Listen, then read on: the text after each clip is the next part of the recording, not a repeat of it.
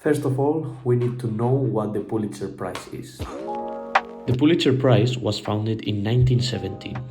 These awards celebrate exceptional achievements in journalism, literature, and music. The year we are going to focus on is 1967, and the works that were awarded shows the complexity of the historical moment. Those were social justice, cultural tensions, and artistic excellence. The Louisville Courier Journal, Louisville, was honored for uncovering welfare fraud in Indiana, helping to combat corruption. In national reporting, Stanley Penn and Monroe Carmine of the Wall Street Journal revealed large-scale financial fraud, highlighting the power of the press in the economy. On the international level, R. John Hughes of the Christian Science Monitor excelled with detailed coverage of the anti-communist revolution in Indonesia, illuminating key events in the Cold War. This is one of my favorite reports of 1967, and I'm gonna tell you why. I am proud that my country as your home. His work documented not only the dramatic political events that led to the overthrow of President Sukarno, but also the brutal repression and violence that marked the transition to the Suharto regime. Discuss and deliberate upon matters of common concern.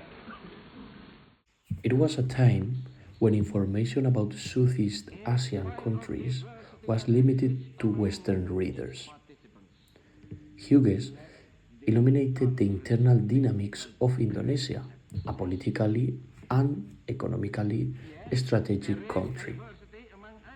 His reporting helped contextualize the role of the United States and other international powers in the region, raising ethical questions about the role of foreignness in a period of anti-communist paranoia. By bringing these stories to a global audience, Hughes demonstrated the power of international journalism to make visible political and humanitarian crises in a traditionally forgotten or misunderstood areas, consolidating its role as a key witness to global conflicts.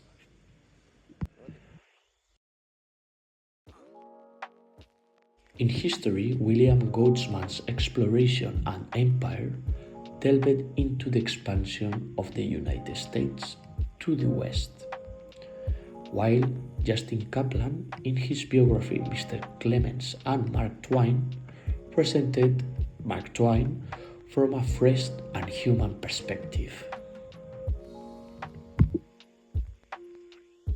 The work offered a critical look at how territorial expansions affected indigenous communities and the environments, questioning traditional myths of manifest destiny. It also highlighted the collaboration between scientists, cartographers, and government officials, showing how geographic and scientific was used as a tool of power. Exploration and empire is more than just an exploration.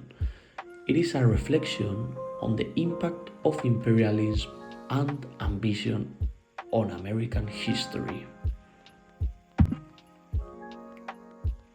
In the second work, Kaplan explored the complex relationship between Samuel Clemens and Mark Twain, the writer. His approach changed the way we understand this literary icon, presenting him as a critical observer of his time and a deeply human man.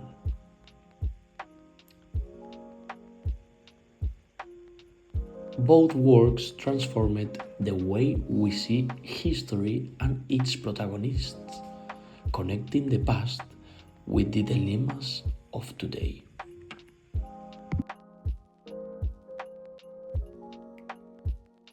The literature section awarded prizes for works that were of a great significance on that year.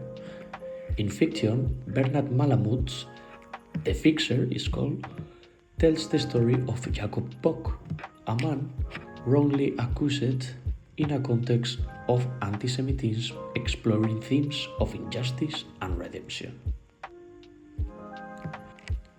Edward Albee won in drama with a delicate balance, a portrait of family relationships full of tension and vulnerability. Kind.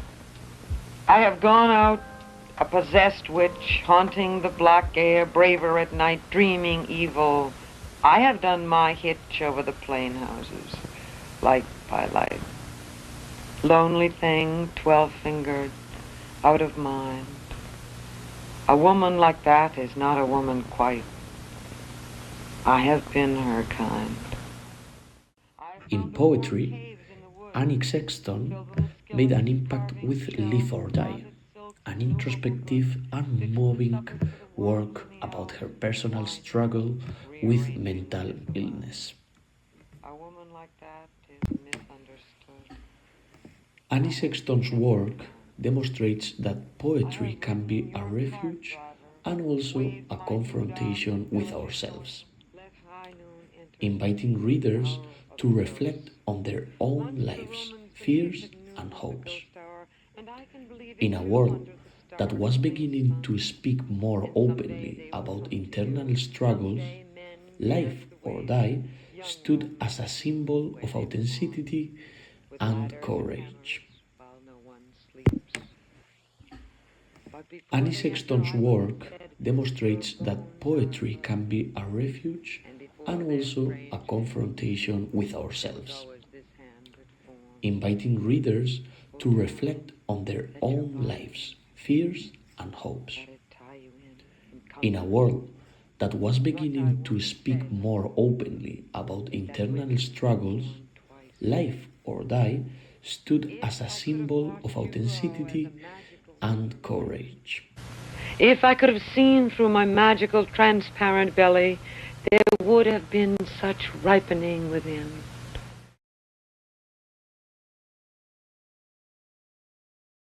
Leon Kirchner was awarded for his Quartet No. 3, a work that takes chamber music to a new dimension of emotional and technical expression.